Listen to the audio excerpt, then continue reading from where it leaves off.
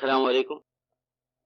تمام تعریفیں اللہ تعالیٰ کے لیے جس نے عقل و شعور عطا فرما کر ہمیں اپنی تمام مخلوق میں اشرف بنایا، اور نبی اول حضرت آدم سے فَإِمَّا يَأْتِيَنَّكُم مِّنِّي ھُدًى کا وعدہ فرما کر وحی کی تکمیل کی نبی آخر الزماں سرور کشور رسالت صلی اللہ علیہ وسلم پر رحمتیں ہی رحمتیں نازل فرمائے اللہ تعالیٰ اس ذات اقدس و اطہر پر جو محبت وحی وجہ وجود حیات باعث تکوین کائنات جوامع الکلم معلم کتاب و حکمت صلی اللہ علیہ وسلم ہے۔ بارگاہ شاہ بطحام سلام گر قبول افتد زہ شرف مدام۔ ہجرت کا 8واں سال تھا، اللہ کے رسول اپنے حجرے میں تشریف فرما تھے کہ ندا آئی کہ السلام علیکہ یا ابا ابراہیم، کہ ابراہیم کے والد ماجد سلام قبول فرمائی۔ یہ سلام لانے والے تھے جبریل امین شدید القویٰ۔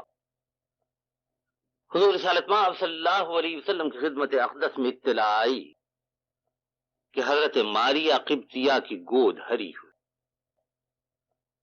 حضرت انس بن مالک کی روایت صحیح مسلم میں کہ اللہ کے رسول حضرت ماریہ قبطیہ کے گھر پہنچتے ہیں، صاحبزادے کو اپنے ہاتھوں میں لیتے ہیں، گود میں اٹھاتے ہیں، ان کے دہنے کان میں کلمات اذان کہتے ہیں اور بائیں کان میں اقامت کے الفاظ دہراتے ہیں۔ معلوم ہوا کہ اہل ایمان کے گھرانوں میں کوئی بچہ پیدا ہوتا ہے تو سب سے پہلے اس کے کانوں میں تکبیر کی آواز گونجتی۔ یہ اللہ تعالیٰ کی ربوبیت کبریٰ کا اقرار، اس کی وحدانیت کا اقرار، اس کی عظمت و جلالت کا اقرار ہے۔ حضور رسالت مآب صلی اللہ علیہ وسلم اپنے صاحبزادے کا نام رکھتے ہیں ابراہیم۔ معلوم ہوا کہ بچہ جیسے ہی پیدا ہو جائے اس کا نام رکھنا چاہیے۔ ویسے نام 7ویں دن بھی رکھا جا سکتا ہے اور بعد میں بھی رکھا جا سکتا ہے، لیکن حضور اکرم صلی اللہ علیہ وسلم کا اسوہ حسنہ یہی حکم ہے کہ اپنے بچوں کے نام اچھے رکھو۔ نبی اکرم صلی اللہ علیہ وسلم نے فرمایا کہ تم لوگ قیامت کے روز اپنے اور اپنے باپوں کے نام سے پکارے جاؤ گے، لہذا اچھے نام رکھو۔ حضرت ابو وہب روایت کرتے ہیں کہ اللہ کے رسول نے فرمایا کہ نبیوں کے نام پر نام رکھو۔ اللہ کے نزدیک پسندیدہ نام عبداللہ اور عبد الرحمن ہے۔ سورہ مریم میں عبداللہ آیا اور سورہ فرقان میں عبد الرحمن، عباد الرحمن۔ ایک مرتبہ ایک شخص صاحب کی خدمت اقدس میں حاضر ہوا بیعت کے لیے۔ اللہ کے رسول نے پوچھا کہ تمہارا نام کیا ہے، تو بتایا کہ حضور سرور کونین صلی اللہ علیہ وسلم نے یہ نام بدل دیا اور سہل نام رکھا۔ آپ کوئی زمین یا گھاٹی یا بستی ہوتی اور اس کا نام بھی برا ہوتا تو بدل دیا کرتے تھے۔ ایک گھاٹی کو لوگ شیب ضالہ کہتے تھے، گمراہی کی گھاٹی، آپ نے اس کا نام بدل کے شیب خدا کر دیا، ہدایت کی گھاٹی۔ اللہ کے رسول نے بتا دیا کہ اچھے نام وہ ہیں جو پیغمبروں کے ناموں پر رکھے جائیں، اچھے نام وہ ہیں جو صحابہ اکرام کے ناموں پہ رکھے جائیں۔ کچھ عجیب زمانہ آ گیا ہے کہ لوگ صوتی آہنگ کے لیے بچوں کے نام ایسے رکھتے ہیں جن کا کوئی مطلب نہیں، حالانکہ واضح طور پہ یہ بات ہمیں بتا دی گئی ہے کہ ناموں کا اثر شخصیت اور کردار پر ہوتا ہے۔ حضور رسالت صلی اللہ علیہ وسلم کو جب اطلاع ملی کہ حضرت علی اور حضرت فاطمہ کے صاحبزادے تولد ہوئے تو اللہ کے رسول ان کے گھر پہنچے، بچے کو گود میں لیا۔ حضور رسالت صلی اللہ علیہ وسلم نے اس موقع پہ حضرت علی سے پوچھا کہ بچے کے لیے کوئی نام تمہارے ذہن میں ہے؟ معلوم ہوا کہ بچوں کے نام رکھنے کی ذمہ داری والد کی، باپ۔ حضرت علی نے دستور کے موافق اپنے زمانے کے بڑے آدمی کا نام لیا۔ عرض کیا کہ یا رسول اللہ، ایک نام میرے ذہن میں ہے، وہ نام ہے حرب۔ حرب حضرت ابو سفیان کے والد کا نام تھا، حضرت امیر معاویہ کے دادا کا، جو سردار قبیلہ تھے اور وادی بطحا میں دور دور تک ان کی شہرت پھیلی ہوئی۔ لیکن حرب کے معنی دنگ فساد، لڑائی اور جنگ کے ہیں۔ سرور کونین صلی اللہ علیہ وسلم نے ارشاد فرمایا کہ نہیں، بچے کا نام حسن رکھو۔ اسی طرح روایت ہے کہ اللہ کے رسول حضرت فاطمہ کے دوسرے صاحبزادے کے تولد ہونے کے موقع پر بھی پہنچتے ہیں، اور اس موقع پر بھی حضرت علی سے پوچھتے ہیں کہ بچے کے لیے کوئی نام تمہارے ذہن میں ہے؟ اس موقع پر بھی حضرت علی یہی عرض کرتے ہیں کہ میرے ذہن میں جو اچھا نام ہے وہ حرب ہے۔ اللہ کے رسول اسے مسترد فرماتے ہیں اور بچے کا نام حسین تجویز فرماتے ہیں۔ حضور رسالت پناہ صلی اللہ علیہ وسلم جب پیدا ہوئے تو آپ کی والدہ محترمہ نے خواب دیکھا۔ معجم کبیر کی روایتیں ہیں کہ حضور سرور کونین صلی اللہ علیہ وسلم کی والدہ حضرت آمنہ نے 3 راتوں تک مسلسل خواب دیکھا، جس میں حضور اکرم صلی اللہ علیہ وسلم کا نام بتایا گیا آپ کی والدہ حضرت آمنہ کو۔ چنانچہ حضرت عبد الرحمن ابن عوف کی والدہ شفا کے ہاتھوں میں جب سرور کونین صلی اللہ علیہ وسلم تولد ہوئے تو خواجہ عبد المطلب کو اس کی اطلاع بھیجی گئی، اور انہوں نے خانہ کعبہ میں اس بات کا اعلان کیا کہ ان کے نو مولود پوتے کا نام محمد صلی اللہ علیہ وسلم ہوگا۔ یہ بے مثل بے نظیر نام ہے، یہ وہ نام ہے جس میں فرشتے بھی درود بھیجتے ہیں اور جس پر اہل ایمان کو ہمیشہ درود بھیجنے کا حکم ہے۔ اور درود کی چھوٹی سی چھوٹی صورت یہ ہے کہ ہم محمد کے ساتھ صلی اللہ علیہ وسلم کہیں۔ روایتوں سے معلوم ہوتا ہے کہ اللہ کے رسول پیدا ہوئے ہیں تو آپ کے والد عبداللہ کا انتقال ہو چکا تھا۔ بعض روایتیں ایسی بھی ملتی ہیں جن سے یہ معلوم ہوتا ہے کہ آپ کے پیدا ہونے کے چند ہفتوں بعد آپ کے والد محترم عبداللہ نے انتقال فرمایا۔ عام طور پر مورخین و محدثین کا خیال یہ ہے کہ اللہ کے رسول آخری کے پیدا ہونے سے پہلے ان کے والد ماجد کا انتقال ہو گیا تھا۔ 6 برس کی عمر تک حضور سرور کونین صلی اللہ علیہ وسلم اپنی والد محترمہ حضرت آمنہ کی تربیت میں رہتے ہیں، اور پھر 6 برس کے بعد حضور رسالت پناہ صلی اللہ علیہ وسلم اپنے دادا عبد المطلب کے آغوش تربیت میں آتے ہیں۔ سرور کونین صلی اللہ علیہ وسلم کی مکی زندگی کل 53 برس کی ہے۔ 8 برس کی عمر میں عبد المطلب کا انتقال ہوتا ہے تو اب حضور سرور کونین صلی اللہ علیہ وسلم کی زندگی 45 سال اور وادی بطحا میں بسر ہونے والی۔ اس 45 سال کے دور میں بنو ہاشم کے 3 سردار منتخب ہوتے ہیں۔ حضرت عبد المطلب کے بعد زبیر صدر خاندان بنائے جاتے ہیں۔ یہ وہی زبیر ہیں جنہوں نے حرب فجار میں بنو ہاشم کی سرداری اور قیادت کی، اور حلف الفضول میں بھی سب کی طرف سے انہوں نے قیادت کی۔ حضور سرور کونین صلی اللہ علیہ وسلم ان کی قیادت میں حرب فجار میں حصہ لیتے ہیں، اور حلف الفضول کے بارے میں تو اللہ کے رسول کا ارشاد تھا کہ اگر ایسے معاہدات میرے دور میں بھی ہوتے رہیں تو میں ان میں حصہ لینا پسند کروں گا، کیونکہ یہ انسانیت کا منشور تھا۔ سرور کونین صلی اللہ علیہ وسلم کوئی 16 برس 17 برس کے لگ بھگ ہوتے ہیں کہ زبیر کا انتقال ہوتا ہے، اور ان کی جگہ عبد مناف کو خاندان کا صدر منتخب کیا جاتا ہے۔ عبد مناف جو اپنے بڑے بیٹے طالب کے نام پہ ابو طالب کو نیت کرتے تھے، اور مکی زندگی کے بالکل آخری زمانے میں ابو طالب کے وفات کے بعد کوئی 2 برس کا عرصہ ایسا ہے جب صدر خاندان کی حیثیت سے ابو لہب کا انتخاب کیا جاتا ہے۔ ابو لہب دشمن خدا، دشمن دین خدا، دشمن رسول خدا، وہی جس پہ اللہ تعالیٰ نے اپنے غیظ و غضب کا اظہار فرمایا تو سورہ لہب نازل فرمایا۔ حضور رسالت پناہ صلی اللہ علیہ وسلم کی مکی زندگی میں 3 چچا آپ کے خاندان کے صدر منتخب ہوئے، لیکن ایک بات اچھی طریقے سے ذہن میں رکھیے کہ اللہ کے رسول کسی کے محتاج اور کسی کے دست نگر نہیں تھے۔ نہ عبد المطلب نے اپنا پیسہ ان پہ خرچ کیا، نہ زبیر نے، نہ ابو طالب نے، اور نہ ابو لہب۔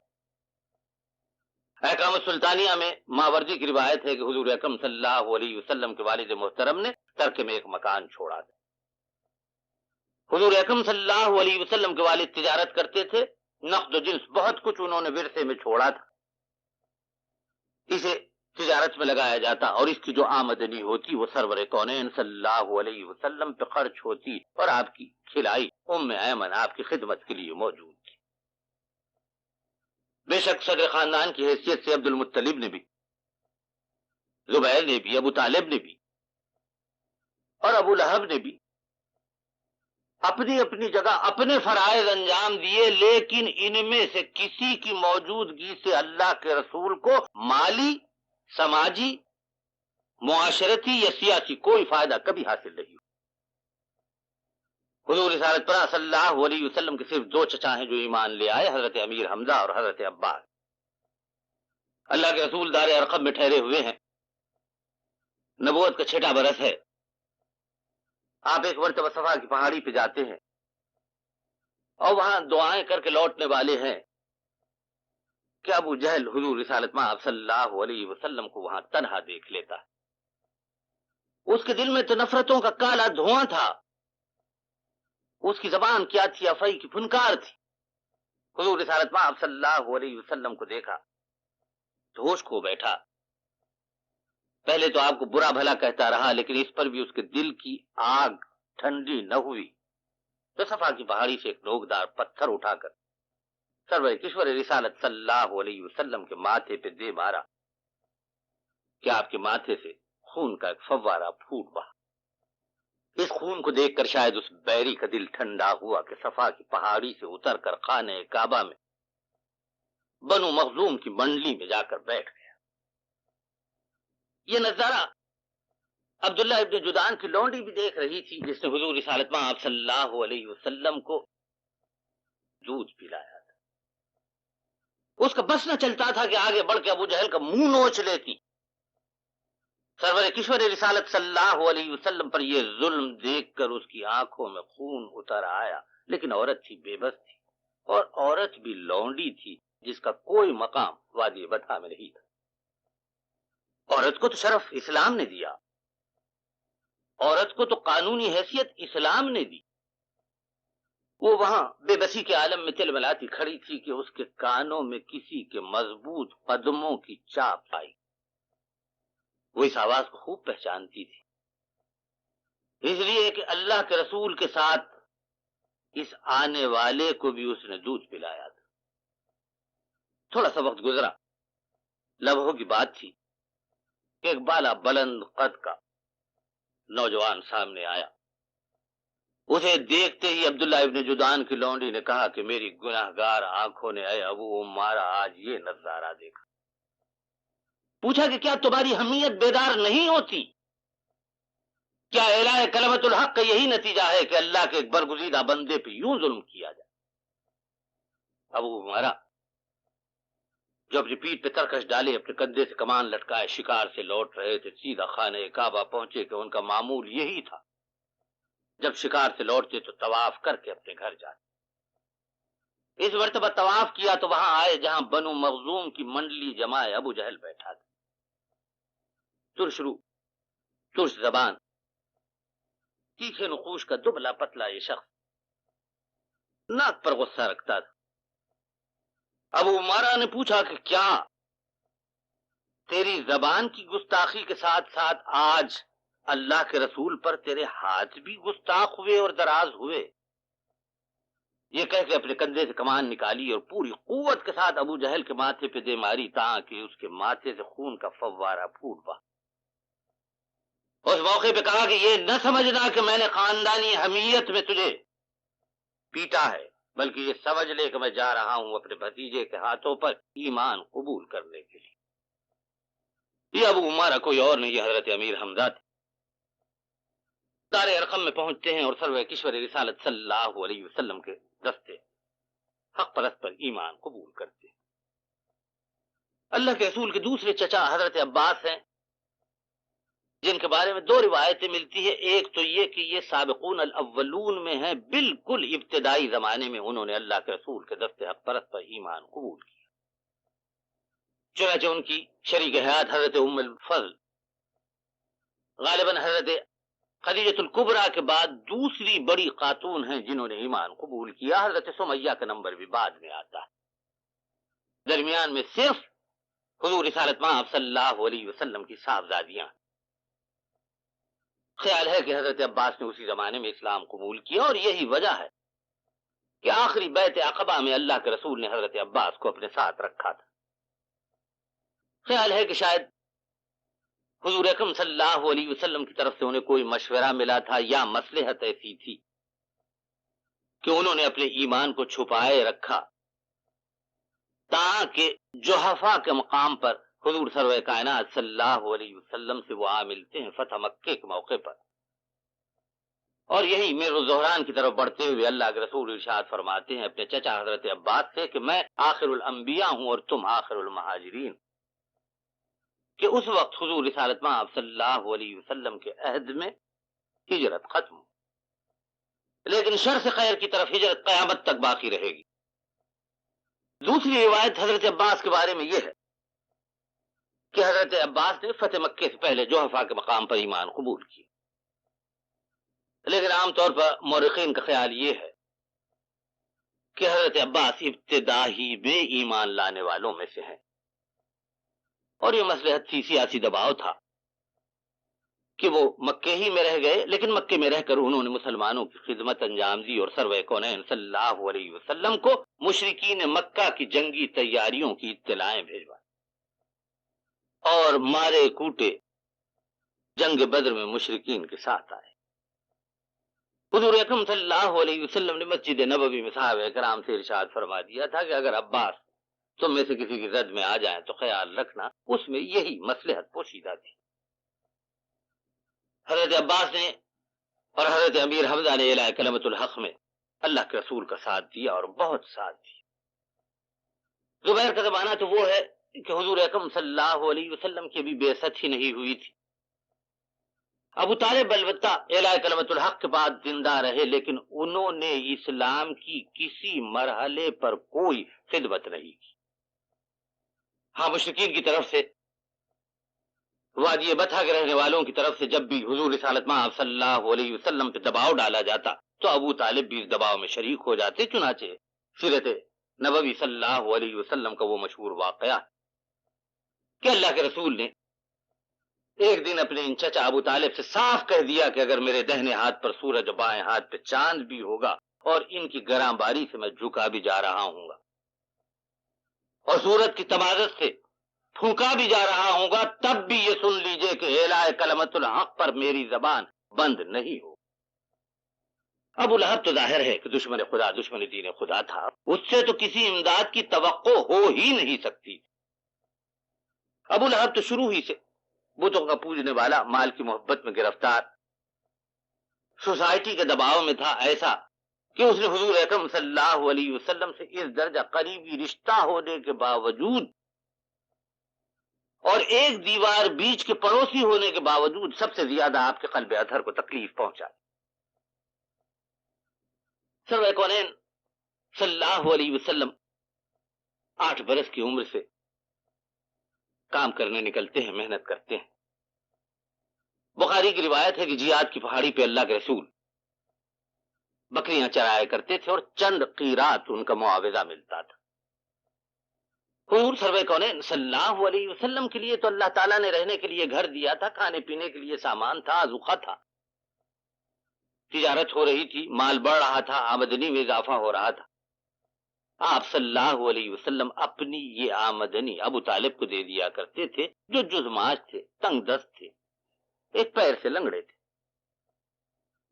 اللہ کے رسول بکریاں چرانے کے بعد کپڑے کی ایک دکان میں ملازمت کرتے ہیں، اور اس زمانے میں بھی جو اجرت آپ کو ملتی ہے وہ اپنے تنگ دست چچا کی کفالت کے لیے عطا فرماتے ہیں کہ وہ ذات اقدس جسے آگے چل کر منہ کا نوالا بھی دوسروں کو دینا تھا، وہ شروع ہی سے انفاق فی سبیل اللہ کا قائل تھا.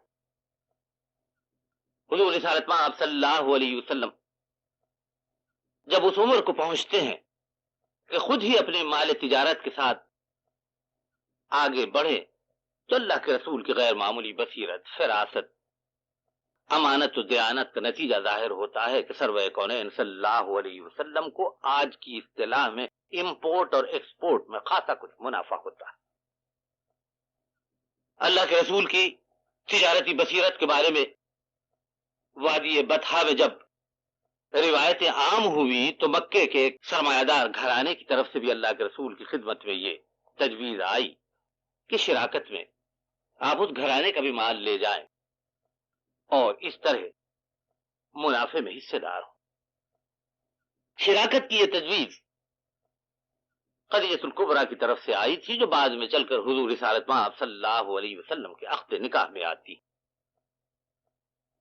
حضور رسالت مآب صلی اللہ علیہ وسلم جب 25 برس کے ہوئے، شادی کا زمانہ آیا تو اللہ کے رسول کا خیال تھا کہ آپ اپنے گھرانے ہی میں شادی کریں۔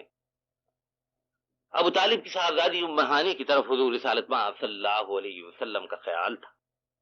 عرب میں عام طور پر چچا داد بہن سے شادیاں ہوتی بھی تھی، لیکن اسی زمانے میں بنو مخزوم کے ایک شخص کا پیام ابو طالب کے پاس آیا، اور جانے کیا اثرات تھے، کیا دباؤ تھا اور کیا ترغیب تھی کہ انہوں نے حضور اکرم صلی اللہ علیہ وسلم کے لیے اپنی بیٹی کا رشتہ پسند نہ کیا اور بنو مخزوم کے گھرانے میں اپنی بیٹی کو بیاہ دیا۔ بعد میں فتح مکے کے بعد ایک موقع ایسا بھی آتا ہے کہ ام ہانی کو اس کا افسوس ہوتا ہے اور وہ چاہتی ہیں اپنے شوہر کے مر جانے کے بعد کہ حضور سرور کونین صلی اللہ علیہ وسلم ان سے نکاح کر لے، لیکن اللہ کے رسول انکار فرماتے۔ حضور اکرم صلی اللہ علیہ وسلم کی خدمت میں اسی زمانے میں حضرت خدیجہ الکبریٰ کا پیام آتا ہے۔ عام طور پر مورخین نے لکھا کہ اس وقت اللہ کے رسول کی عمر 25 سال کی تھی، لیکن حضرت خدیجہ الکبریٰ کی عمر کے بارے میں اختلافات ہیں۔ تاریخ کو مسخ کرنے کی جو کوششیں کی گئی ہیں، انہی میں سے ایک کوشش حضرت خدیجہ الکبریٰ کی عمر کو بڑھانے کی بھی ہے۔ عام طور پر کتابوں میں پڑھنے کو یہ ملتا ہے کہ جب حضرت خدیجہ الکبریٰ حضور اکرم صلی اللہ علیہ وسلم کے عقد نکاح میں آئیں تو ان کی عمر 40 برس کی تھی، لیکن طبقات ابن سعد میں حضرت عبداللہ ابن عباس کی واضح اور پہلی روایت ہے کہ حضور اکرم صلی اللہ علیہ وسلم کے عقد نکاح میں جب ام المومنین حضرت خدیجہ الکبریٰ آئی ہیں تو ان کی عمر زیادہ سے زیادہ 28 برس کی تھی۔ اسی روایت کو زرخانی نے بھی دیا ہے، ابن حزم نے بھی دیا ہے، مغلطانی نے بھی دیا ہے، سلمان منصور پوری نے بھی دیا ہے، اور ظاہر ہے کہ حضرت عبداللہ ابن عباس حضور رسالت مآب صلی اللہ علیہ وسلم کے چچا زاد بھائی ہیں اور صاحب تفسیر صاحب حدیث کی حیثیت سے بڑے بلند مقام کے حامل ہیں، اس لیے ان کی روایت ہی سب سے زیادہ صحیح ہے۔ اور تاریخ کی مسخ شدہ اس روایت کو کہ شادی کے وقت حضرت خدیجہ الکبریٰ کی عمر 40 برس کی تھی مٹا دینا چاہیے، ختم کر دینا چاہیے، تاریخ کی کتابوں سے نکال دینا چاہیے، اسے بالکل حذف کر دینا چاہیے کہ یہ کذب اور افتراء کی بنیاد پر ہے۔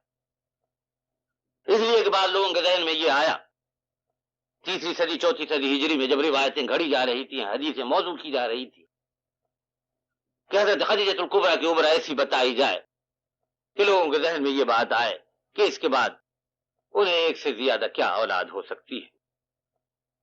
حضور رسالت مآب صلی اللہ علیہ وسلم کے صلب سے ام المومنین حضرت خدیجہ الکبریٰ کے 6 بچے۔ سب سے پہلے قاسم تولد ہوتے ہیں، جن کے نام پر اللہ کے رسول ابو القاسم کنیت فرماتے ہیں۔ چھوٹی عمر میں ان کا انتقال ہو جاتا ہے اور انہیں حجون کے مقام پر دفن کیا جاتا ہے جنت المالا میں، جو مکے کا قبرستان ہے۔ ان کے بعد حضرت خدیجہ الکبریٰ کو ایک صاحبزادی تولد ہوتی ہے جن کا نام زینب ہے۔ زینب کے بعد ایک اور لڑکا تولد ہوتا ہے، نام ہے عبداللہ، طیب و طاہر ان کا لقب ہے۔ اور پھر حضور اکرم صلی اللہ علیہ وسلم کی 3 صاحبزادیاں ہیں، حضرت رقیہ، حضرت فاطمہ اور حضرت ام کلثوم۔ مورخین نے لکھا کہ ان بہن بھائیوں میں 1 سال کا چھوٹاپا بڑھاپا ہے، بعض نے کچھ اس سے زیادہ بھی بتایا۔ ایک وقت ایسا آتا ہے کہ سرور کونین صلی اللہ علیہ وسلم کے بڑے صاحبزادے کی وفات کے بعد جب حضرت زینب حضور رسالت مآب صلی اللہ علیہ وسلم کی گود میں ہیں، حضرت عبداللہ بھی انتقال کرتے ہیں۔ یہ حضرت عبداللہ ہی تھے کہ جن کے انتقال پر عاص بن وائل صاحبی نے کہا تھا کہ چلو اب ان کا سلسلہ منقطع ہو گیا۔ ابو لہب دوڑتا ہوا خانہ کعبہ گیا اور اس نے وہاں اعلان کیا کہ عبداللہ کا انتقال ہوا اور ان کی نسل منقطع ہو گئی۔ اسی پہ ارشاد ربانی ہوا کہ ان شانئک هو الابتر، کہ ان کی نسل منقطع نہیں ہوئی، بلا شبہ آپ کے دشمنوں کی نسل منقطع ہو گئی۔ حضور رسالت پاک صلی اللہ علیہ وسلم پر ایک ایسا وقت بھی آیا ہے کہ دونوں صاحبزادوں کے وفات کے بعد صرف حضرت زینب ہی آپ کی گود میں رہ گئی۔ ظاہر ہے کہ اللہ کے رسول کو اور حضرت خدیجہ الکبریٰ کو اپنی بیٹی سے کس درجہ پیار ہوگا۔ حاکم کی روایت، طحاوی کی روایت، زرخانی کی 3 جلد میں تفصیل سے موجود کہ اللہ کے رسول نے ارشاد فرمایا کہ میری بیٹیوں میں سب سے افضل زینب ہے۔ ارشاد ہوا کہ کسی نے دین کے لیے وہ مصیبت نہیں اٹھائی جو میری بیٹی زینب نے اٹھائی۔ سرور کونین صلی اللہ علیہ وسلم ہجرت فرما کے کھجوروں کے جھنڈ میں آتے ہیں تو اس وقت حضرت زینب طائف میں ہوتی، اپنے شوہر سے اجازت لے کر سرور کونین صلی اللہ علیہ وسلم کے پاس جانے کے لیے نکلتی۔ ایک اونٹنی پہ سوار ہیں حضرت زینب، پورے دنوں کا حمل ہے، لیکن اس راستے پر جو مدینہ النبی کی طرف جاتا ہے مشرکین مکہ کے سرکش نوجوان گھوم رہے ہیں۔ یہ اس اونٹنی کو گھیر لیتے ہیں اور جب معلوم ہوتا ہے کہ یہ رسول اکرم صلی اللہ علیہ وسلم کی صاحبزادی ہیں تو شرارت پہ تل جاتے ہیں، کہتے ہیں کہ ہم تو کسی صورت میں آپ کو مدینہ جانے نہ دیں گے۔ حتیٰ کہ ان روسیاہوں میں سے ایک حبار بن اسود آگے بڑھ کر بھالے سے حضرت زینب پہ وار کرتا ہے، وہ اونٹنی سے گرتی ہیں، شدت کے درد میں مبتلا ہو جاتی ہیں اور پھر بعد میں اسقاط حمل ہو جاتا ہے۔ حضرت ابو سفیان اپنی بیوی ہند کے ساتھ اس موقع پہ وہاں پہنچ جاتے ہیں۔ ہند حضرت امیر معاویہ کی والدہ اور امیر یزید کی دادی۔ حضور رسالت مآب صلی اللہ علیہ وسلم کے دست حق پرست پر ہند نے فتح مکہ کے بعد ایمان قبول کیا اور حضرت ابو سفیان نے اسی دن لیکن مر الزہران کے مقام پر۔ یہ دونوں میاں بیوی ابو سفیان اور ہند سرور کائنات صلی اللہ علیہ وسلم کی صاحبزادی حضرت زینب کو لیوا لاتے ہیں، اپنے گھر میں رکھتے ہیں، تیمارداری کرتے ہیں اور وہ صحت یاب ہو جاتی ہیں تو پھر انتظامات کے ساتھ مدینہ النبی بھجوا دیتے ہیں۔ اللہ کے رسول کا ارشاد ہے کہ کسی نے مجھ پہ احسان کیا تو میں نے اس کے احسانات کا تمام و کمال بدلا دیا۔ دنیا سے پردہ فرمانے سے کچھ پہلے اللہ کے رسول نے ارشاد فرمایا تھا کہ ایک ابو بکر ایسے ہیں کہ جن کے احسانات کا میں تمام و کمال بدلا نہ دے سکا، اللہ تعالیٰ انہیں اس کا اجر دے گا۔ لیکن ان کے سوا روئے زمین پر کوئی فرد بشر ایسا نہیں کہ جس نے اللہ کے رسول پر کبھی کوئی احسان کیا ہو اور آپ نے اس کا اس سے بہتر بدلہ نہ دیا ہو۔ فتح مکہ کے موقع پر جب اعلان عام ہوا کہ جو خانہ کعبہ کے غلاف سے لپٹ جائے اسے معافی ہے، جو اپنے گھر میں چھپ جائے اسے معافی ہے، تو اس وقت یہ اعلان بھی ہوا کہ جو ابو سفیان کے گھر میں پناہ لے گا اسے بھی امان حاصل ہے۔ یہ اسی احسان کا بدلہ تھا۔ حضور سرور کونین صلی اللہ علیہ وسلم کی صاحبزادیوں کی ترتیب کے بارے میں بھی بعض تاریخ کی کتابوں میں تبدیلی دیکھنے میں آتی ہے، لیکن ابن سعد کے پاس یہی تفصیل موجود ہے، قسطلانی کے پاس، زرقانی کے پاس، ابن حزم کے پاس یہی ترتیب موجود ہے، اور اسی ترتیب سے حضور اکرم صلی اللہ علیہ وسلم کی صاحبزادیوں کی شادیاں ہوں۔ سب سے بڑی حضرت زینب ہیں، ان کے بعد حضرت رقیہ ہیں، ان کے بعد حضرت فاطمہ ہیں، اور سب سے چھوٹی حضرت ام کلثوم۔ شیخ رضا کی کتاب جو جامع فواد کے ہیں، ابھی حال ہی میں مصر سے شائع ہوئی ہے، اس میں بھی یہی ترتیب لکھی ہوئی اور یہی درست ترتیب ہے۔ تاریخ الخمیس کی، کنز العمال کی روایت، استیاب کی روایت، جامع ترمذی کی روایت، پیر کا دن تھا کہ اللہ کے رسول نے اعلان کلمۃ الحق کیا، اور اس بارے میں کسی قسم کا کوئی اختلاف نہیں کہ حضور اکرم صلی اللہ علیہ وسلم کے دست حق پرست پر ایمان لانے کا شرف سب سے پہلے ام المومنین حضرت خدیجہ الکبریٰ کو حاصل ہو۔ انہیں کو یہ شرف بھی حاصل ہوا کہ اللہ کے رسول آخرین کے ساتھ سب سے پہلے روئے زمین پر انہوں نے نماز پڑھی۔ دوسرا دن ہے، ہر مرد و عورت اعلاء کلمۃ الحق کے لیے مکلف ہے۔ اللہ کے رسول تبلیغ دین کرتے ہیں، ام المومنین حضرت خدیجہ الکبریٰ تبلیغ دین کرتی ہیں، اور اس کا نتیجہ ظاہر ہوتا ہے۔ حضور اکرم کے دست حق پرست پر ابو بکر صدیق ایمان قبول کرتے ہیں، 40 برس کی عمر ہے۔ زید ابن حارثہ ایمان قبول کرتے ہیں، کوئی 30 برس کے لگ بھگ عمر۔ حضرت زید ابن حارثہ ان صحابہ کرام میں سے ہیں جنہوں نے 20 اور 30 برس کے درمیان ایمان قبول کیا، جیسے حضرت عبداللہ ابن مسعود ہیں، عمار ابن یاسر ہیں، خباب ابن ارت، سعد ابن ابی وقاص ہیں، عبد الرحمن ابن عوف ہیں، عثمان ابن مظعون ہیں۔ اسی دن ام المومنین حضرت خدیجہ الکبریٰ اپنی صاحبزادیوں کو حضور اکرم صلی اللہ علیہ وسلم کی خدمت پیش کرتی ہیں۔ حضرت زینب حضور اکرم کے دست حق پرست پر ایمان قبول کرتی ہیں، حضرت رقیہ، حضرت فاطمہ، حضرت ام کلثوم، اور پھر حضرت خدیجہ الکبریٰ اپنی آغوش تربیت میں پرورش پانے والے علی کو پیش کرتی ہیں، اور وہ بھی ایمان لاتے ہیں۔ مردوں میں سب سے پہلے ایمان لانے کا شرف حضرت صدیق اکبر کو حاصل ہوا۔ غلاموں میں ایمان لانے کا شرف زید ابن حارثہ کو ہوا، جو ایک عرصے تک زید ابن محمد پکارے جاتے تھے، اور جب اللہ تعالیٰ کی طرف سے یہ حکم آیا کہ لے پالک اپنے باپ ہی کے نام سے پکارا جائے گا تو زید ابن حارثہ پکارے جانے لگے۔ انہی کے صاحبزادے ام ایمن سے تھے حضرت اسامہ، جنہیں اللہ کے رسول پیٹ کی اولاد کی طرح چاہتے تھے۔ حضور رسالت پناہ صلی اللہ علیہ وسلم کے دست حق پرست پر لڑکیوں میں سب سے پہلے ایمان قبول کیا حضرت زینب نے، اور ان کی عمر 10 برس کی۔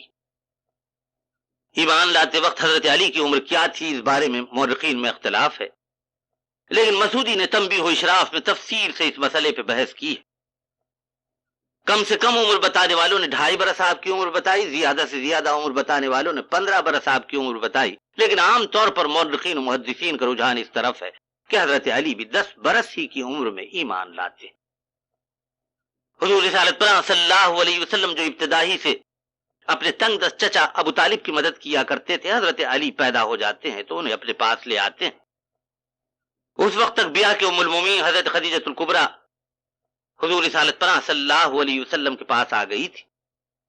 حضور کو بڑا احساس تھا ابو طالب کی تنگ دستی کا، اور نہ صرف یہ کہ حضرت علی کی پرورش اللہ کے رسول کرتے ہیں، بلکہ اپنے چچا حضرت عباس سے، جو آج کی اصطلاح میں اس زمانے کے بینکر تھے، ارشاد فرماتے ہیں کہ اپنے بھائی کے ایک بیٹے کو آپ بھی اپنے پاس رکھ لیں، اور جعفر طیار حضرت عباس کے پاس پرورش پاتے ہیں۔ حضور اکرم صلی اللہ علیہ وسلم کی صاحبزادی حضرت زینب کی شادی حضرت خدیجہ الکبریٰ کی بہن حالہ کے لڑکے ابو العاص ابن ربیع سے ہوتی ہے۔ حضور اکرم صلی اللہ علیہ وسلم اپنے داماد کو بہت پسند کرتے تھے، اس لیے کہ جب اللہ کے رسول نے اعلان کلمۃ الحق کیا ہے تو حضرت ابو العاص پر بہت زور ڈالا گیا کہ وہ رسول اللہ صلی اللہ علیہ وسلم کی بیٹی کو چھوڑ دیں، لیکن انہوں نے انکار کیا۔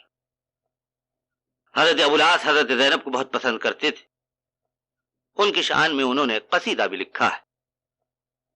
حضور رسالت پناہ صلی اللہ علیہ وسلم نے ایک مرتبہ مسجد نبوی میں خطبہ دیا۔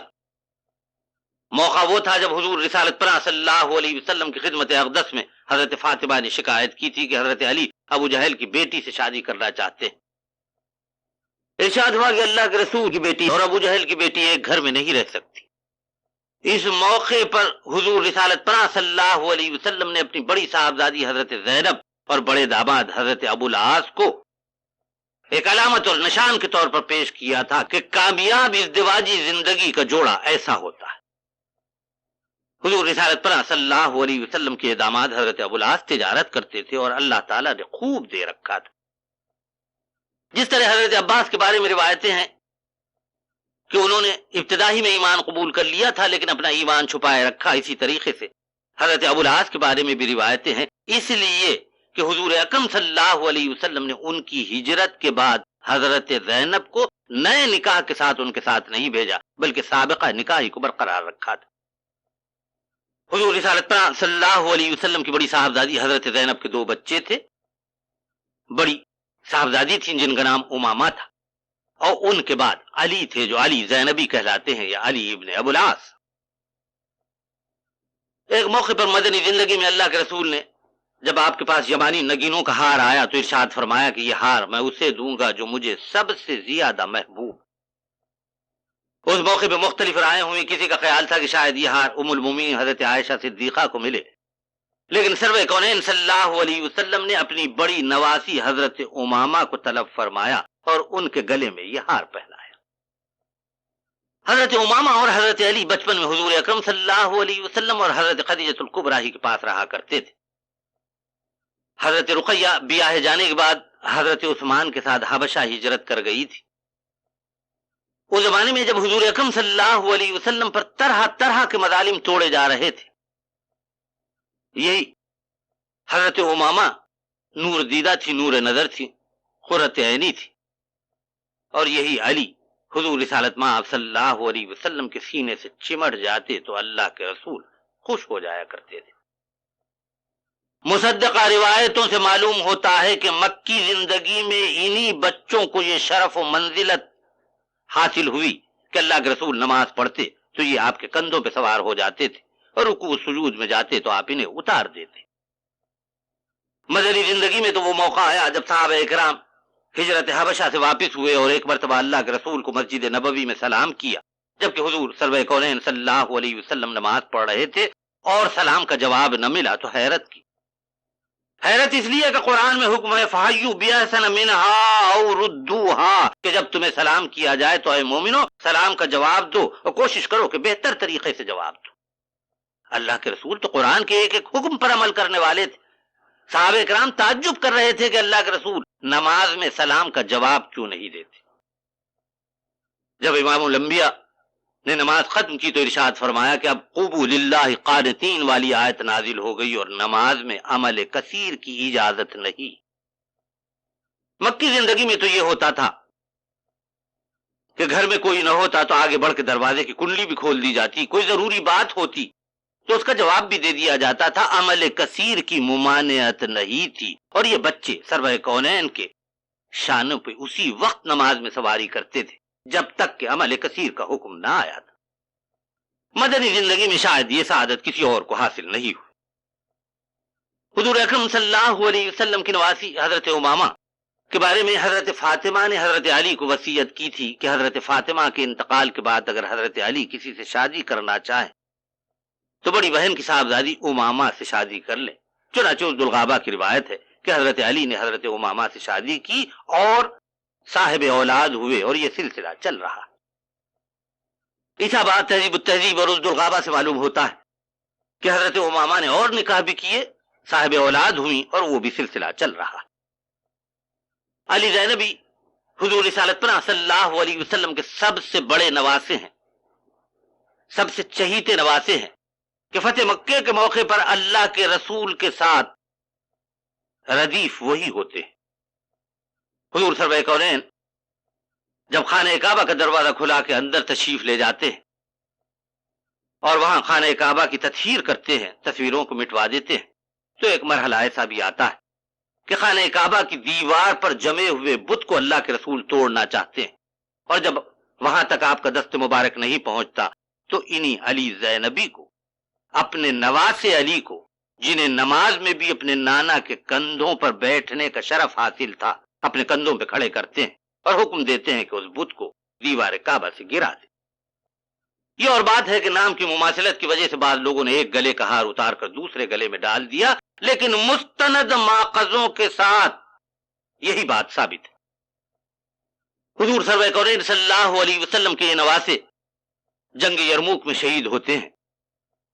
اقبال نے بانگ درا میں ایک نظم ان پہ لکھی ہے جس کا پہلا مصرع ہے ابو عبیدہ رخصت پیکار دے مجھے۔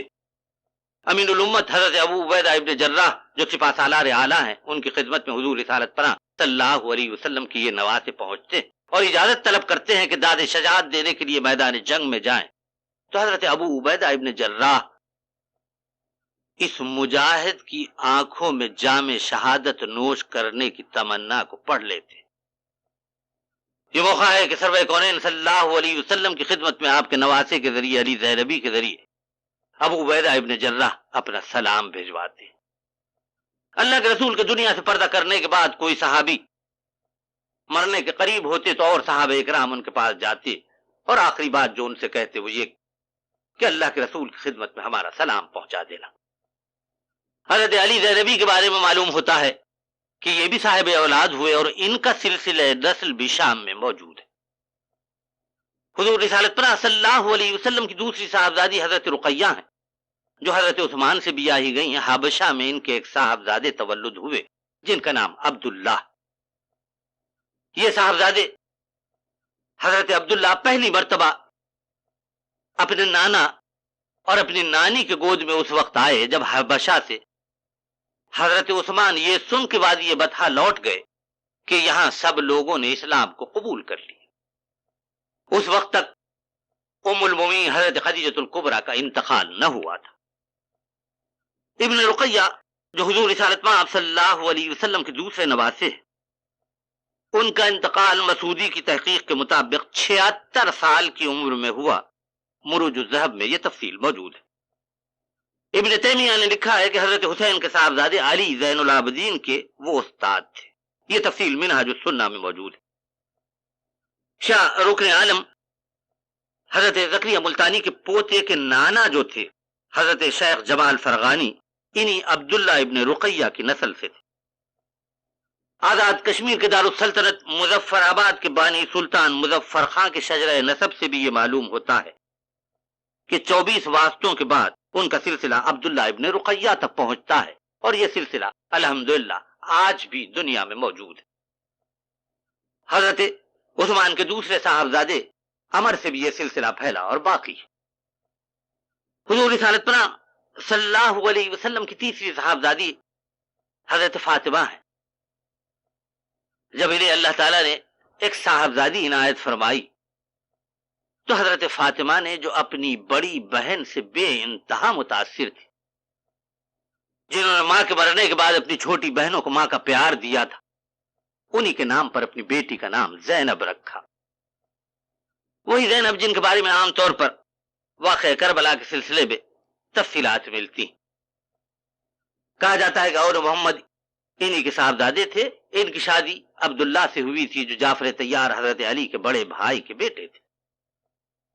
روایتیں یہ بھی ہیں کہ انہی کی ایک صاحبزادی ام محمد تھی جس سے امیر یزید بیاہے گئے تھے، اور اس طرح سے حضرت حسین کی بہن حضرت زینب امیر یزید کی ساس تھی۔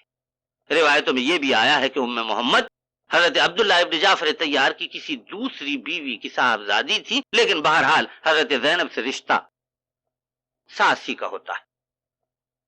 حضرت زینب آخر زمانے میں دمشقی میں رہی اور دمشقی میں حضرت زینب کا مزار ہے۔ حضور رسالت پناہ صلی اللہ علیہ وسلم کی حضرت فاطمہ سے ایک اور نواسی حضرت ام کلثوم تھیں جو حضرت عمر ابن خطاب سے بیاہی گئیں اور روایتیں ہیں کہ صاحب اولاد ہوئیں۔ حضرت فاطمہ کے ان دو لڑکیوں کے علاوہ 3 بچے تھے، جن میں سے ایک محسن ہے جو مر کے پیدا ہوئے یا پیدا ہونے ہی کے بعد مر گئے۔ 2 صاحبزادے حضرت حسن اور حضرت حسین ہیں۔ حضور رسالت پاک صلی اللہ علیہ وسلم کی سب سے چھوٹی صاحبزادی حضرت ام کلثوم جن کا انتقال سن 9 ہجری میں ہوا، حضرت عثمان سے بیاہی گئی تھیں۔ حضرت رقیہ کے انتقال کے بعد جو سن 2 ہجری میں انتقال کرتی ہیں بدر کی لڑائی کے موقع پر، یہ لاولد تھی۔ حضور رسالت پناہ صلی اللہ علیہ وسلم نے ام المومنین حضرت خدیجۃ الکبریٰ کے بعد حضرت سودا سے عقد کیا۔ روایتیں ہیں کہ ان کی عمر 35 برس کے لگ بھگ تھی، اور پھر اسی زمانے میں مکے سے ہجرت کرنے سے پہلے حضور رسالت پناہ صلی اللہ علیہ وسلم کو بخاری و مسلم کی حدیث کے مطابق حضرت عائشہ کی شبیہ دکھائی جاتی رہی، اور آسمانوں پر صدیق اکبر کی صاحبزادی سے حضور اکرم صلی اللہ علیہ وسلم کا نکاح۔ حضرت عائشہ صدیقہ حضور رسالت پاک صلی اللہ علیہ وسلم کی بیویوں میں واحد ہیں جو کنواری بیوی تھی۔ انہیں یہ شرف حاصل ہے کہ ان کے والد حضرت ابوبکر مسلمان تھے، صحابی تھے، ان کی والدہ حضرت ام رومان مسلمان تھیں، صحابیات تھیں، ان کے دادا ابو قحافہ ان کی دادی دونوں مسلمان تھے، حضرت عائشہ کی بہن حضرت اسماء مسلمان تھی، ان کے بھائی عبداللہ عبد الرحمن سب مسلمان تھے۔ یہ شرف و منزلت و فضیلت کسی اور صحابی کو، کسی اور صحابیہ کو حاصل نہیں۔ اور امہات المومنین میں تو کوئی نہیں جو حضرت عائشہ صدیقہ کی ہمسری کر سکے۔ اس تعلق سے بطور خاص حضرت عائشہ صدیقہ سے جب حضور رسالت مآب صلی اللہ علیہ وسلم کی مکی زندگی میں بات ہوئی تو اس وقت حضرت عائشہ صدیقہ کی عمر 15 برس کی تھی، 16 برس کی بھی عمر ہو سکتی ہے۔ یہ جو بعض روایتوں میں آیا ہے کہ 6 برس کی عمر تھی، تو اس میں وہی بات ہے کہ تاریخ کو مسخ کرنے کی کوشش کی گئی ہے، اور قدیم کتابوں میں سے اس طریقے سے اعداد کو بدلا گیا ہے کہ یہ غلط فہمیاں پیدا ہوئی۔ لیکن حضرت اسما کی عمر کے لحاظ سے مورخین نے جو تفصیلات بتائی ہیں اور تحقیق سے یہ معلوم ہوتا ہے کہ 17 برس کی عمر تھی جب ام المومنین حضرت عائشہ صدیقہ بیاہ کے حضور سرور کونین صلی اللہ علیہ وسلم کے گھر آتی۔ حضور اکرم صلی اللہ علیہ وسلم نے اور بھی شادیاں کی، کل تعداد امہات المومنین کی 12 بتائی جاتی ہے۔ ام المومنین حضرت عائشہ صدیقہ اور ام المومنین حضرت خدیجۃ الکبریٰ کو اللہ تعالیٰ کی طرف سے جبریل امین سلام پہنچائے تھے۔ حضور اکرم صلی اللہ علیہ وسلم کی بیویوں میں انہی 2 ازواج مطہرات کو یہ شرف حاصل ہوا۔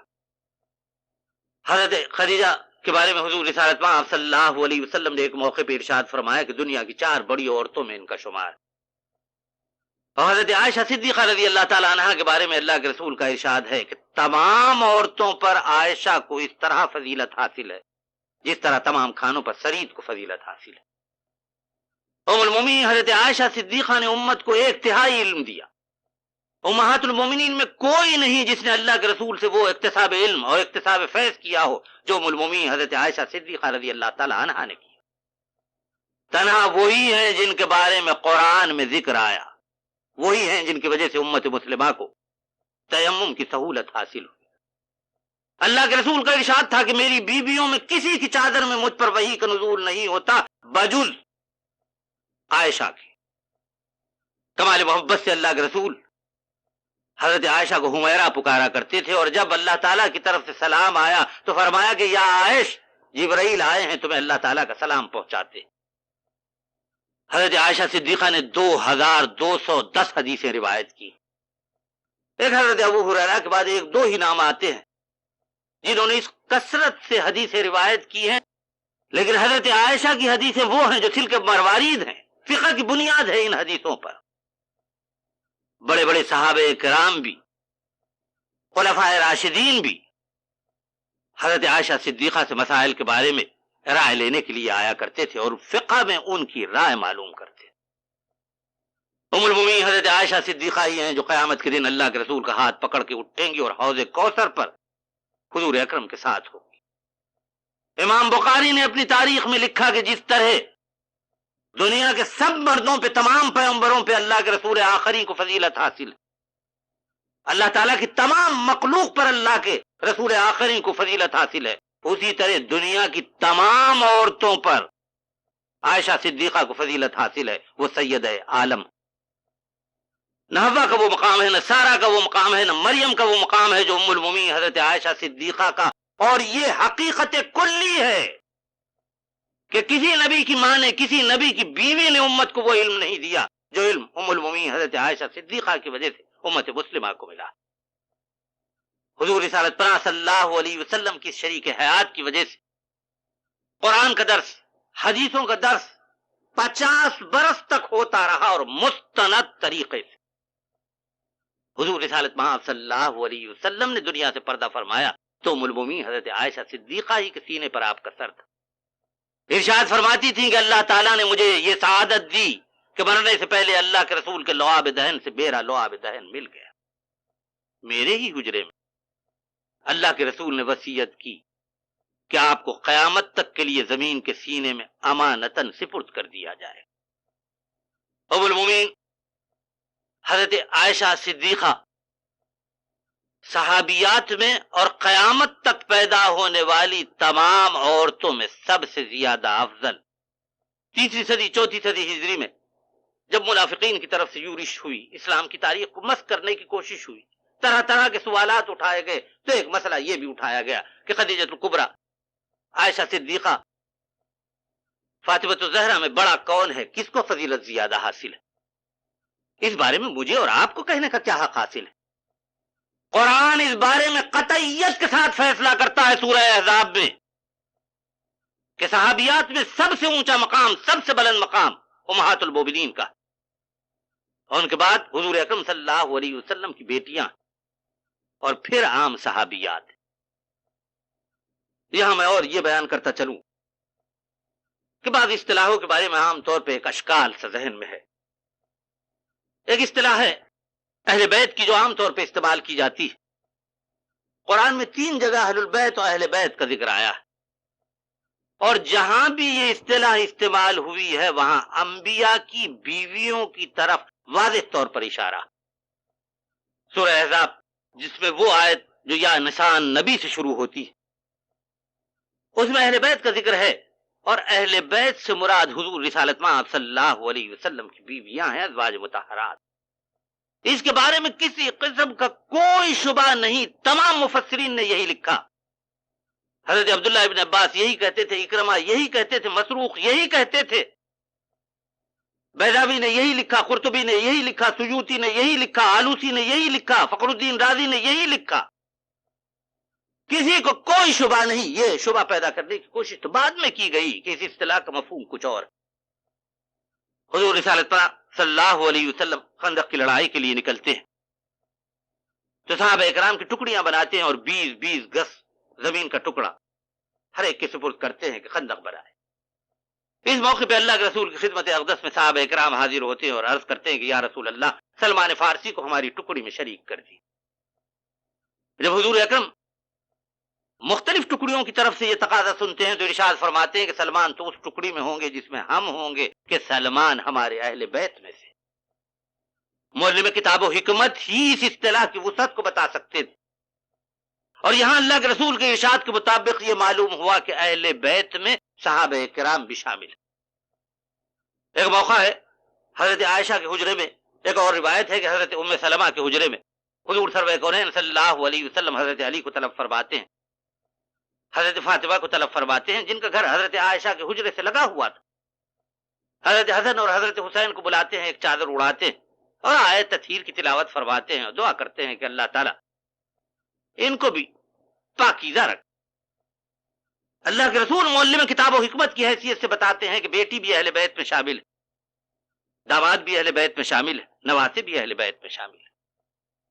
یوں معلوم ہوا کہ حضرت ابو العاص، حضرت عثمان، حضرت علی سب کے سب اہل بیت میں شامل ہیں۔ راغب اصفہانی نے قرآن کے الفاظ پر جو اپنی لغت لکھی، اس میں اہل بیت کی تشریح کی تو اس نے بتایا کہ حضور رسالت پناہ صلی اللہ علیہ وسلم کی بیویاں سب سے پہلے اہل بیت میں شامل، اس لیے کہ سورہ ہود میں حضرت سارہ کی طرف اشارہ ہے، سورہ قصص میں حضرت موسیٰ کی والدہ کی طرف اشارہ ہے، اور ہر موقع پہ جہاں قرآن میں یہ ذکر آیا ہے نبی کی بیویوں ہی کی طرف اشارہ ہے یا نبی کی ماں کی طرف اشارہ ہے۔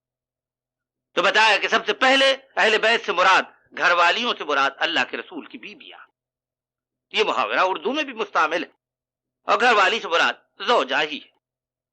حضور رسالت پناہ صلی اللہ علیہ وسلم کی بیویوں کے بعد راغب اصفہانی نے لکھا کہ حضور اکرم صلی اللہ علیہ وسلم کے تمام رشتہ دار، بنو ہاشم کے سب افراد اس میں شامل ہیں، اور پھر حضور اکرم صلی اللہ علیہ وسلم کے تمام خطر، حضرت ابو بکر، حضرت عمر، حضرت ابو سفیان، جو ایمان لے آئے، حضور اکرم صلی اللہ علیہ وسلم کے داماد، حضور اکرم صلی اللہ علیہ وسلم کے تمام نواسے اور تمام نواسیاں، اور حضور اکرم کے تمام صحابہ کرام، اور نہ صرف یہ بلکہ قیامت تک پیدا ہونے والے تمام مسلمان اہل بیت میں شامل ہیں۔ اسی طرح آل رسول کی اصطلاح ہے جس کے بارے میں بعض لوگوں کو غلط فہمی ہوتی ہے۔ اس غلط فہمی کا بھی ازالہ قرآن نے کر دیا۔ ایک جگہ ارشاد فرمایا اللہ تعالیٰ نے اغرقنا آل فرعون، کہ ہم نے فرعون کی آل کو ڈبو دیا نیل۔ وہاں فرعون کے نواسے نہیں ڈبوئے گئے تھے، فرعون کے پیروکار متبعین ڈبوئے گئے تھے۔ جب ہم آل رسول پہ درود بھیجتے ہیں تو حضور رسالت مآب صلی اللہ علیہ وسلم کی بیویوں پر، آپ کے رشتہ داروں پر، آپ کے عزیزوں پر، تمام صحابہ کرام پر، اور قیامت تک پیدا ہونے والے تمام اہل ایمان پر درود بھیجتے ہیں۔ حضور رسالت پر صلی اللہ علیہ وسلم کے صحابیات کی جس طریقے سے درجہ بندی ہے، اسی طرح صحابہ کرام کی بھی درجہ بندی ہے۔ صحابہ کرام میں سب سے بلند مقام، سب سے اونچا مقام خلفائے راشدین کا۔ اللہ کے رسول کے دنیا سے پردہ فرمانے کے بعد 6 صحابہ کرام ہیں جو اسلامی مملکت کے سربراہ کی حیثیت سے منتخب ہوتے ہیں اور ان کے ہاتھوں پہ بیعت عام ہوتی ہے۔ یہ حضرت ابوبکر صدیق ہیں، حضرت عمر فاروق ہیں، حضرت عثمان ہیں، حضرت علی ہیں، حضرت حسن ہیں اور حضرت امیر معاویہ ہیں۔ یہ سب کے سب صحابہ اکرام ہیں، سب کے سب راشدین ہیں۔ صحابہ اکرام سے زیادہ نیک، صحابہ اکرام سے زیادہ رشید، صحابہ اکرام سے زیادہ ہدایت یافتہ اور کون ہو سکتا ہے؟ یہ جو پتہ نہیں عام طور پہ بات کہی جاتی ہے کہ خلفائے راشدین کی تعداد 4 ہے، یہ کہاں سے لوگوں نے لے لی؟ امام سفیان ثوری تو حضرت عمر ابن عبدالعزیز کو، جو پہلی صدی کے آخری دہے میں مسلمانوں کے امیر تھے، خلیفہ راشد شمار کرتے۔ اگر ایک تابعی خلیفہ راشد ہے تو بتاؤ اے اہل ایمان کے صحابہ کرام تمام کے تمام خلفائے راشدین ہیں کہ نہیں؟ کوئی اس سے انکار کر سکتا ہے کہ تمام صحابہ کرام عادل تھے، دیانتدار تھے، امانت دار تھے؟ وہی تو ہیں جن کی وجہ سے آج ہم ہدایت یافتہ ہیں، ہم نے دین کی راہ پائی ہے۔ اگر وہ نہ ہوتے تو ہم دین کی راہ نہ پا سکتے کہ اللہ کے رسول کے احکامات کو، حضور سرور کونین صلی اللہ علیہ وسلم کے اسوہ حسنہ کو حرز جاں بنا کے انہی نے تو ہم کو بتایا سب کچھ۔ اللہ کے رسول کا ارشاد کہ جس نے میرے صحابہ کو تکلیف دی، یہ سمجھو کہ مجھ سے دشمنی کی وجہ سے انہیں تکلیف دی۔ ارشاد فرمایا کہ میرے تمام صحابہ ستاروں کی طرح ہیں، ان میں سے کسی کا بھی دامن تھام لو وہ تمہیں راہ راست کی طرف لے آئے گا۔ حضور سرور کونین صلی اللہ علیہ وسلم اپنے صحابہ کرام سے محبت کرتے تھے۔ یہ آپ کا اسوہ حسنہ، یہ آپ کی سنت ہے کہ امت مسلمہ کے ہر فرد کو اللہ کے رسول کے صحابہ کرام کا احترام کرنا ہے، ان کی تعظیم کرنی ہے، ان سے محبت کرنی ہے۔ حضور رسالت مآب صلی اللہ علیہ وسلم کے یہی صحابہ کرام تو تھے جنہوں نے ربع مسکون میں دین پھیلایا۔ جب تک اسلامی مملکت ان کے ہاتھوں میں رہی، اسلامی مملکت کا رقبہ دن دونا رات چوگنا پھیلتا گیا۔ اسی لیے ہم میں سے ہر ایک کو دعا کرنی چاہیے کہ مولا ہمیں حضور رسالت مآب صلی اللہ علیہ وسلم کی محبت عطا فرما اور آپ کے صحابہ کرام کی محبت عطا فرما۔ ہمیں حضور سرور کونین صلی اللہ علیہ وسلم کے اسوہ حسنہ پہ چلنے کی توفیق عطا فرما اور ہمیں صحابہ کرام کی سنت کی پیروی کی توفیق عطا فرما۔ وما علینا الا البلاغ المبین۔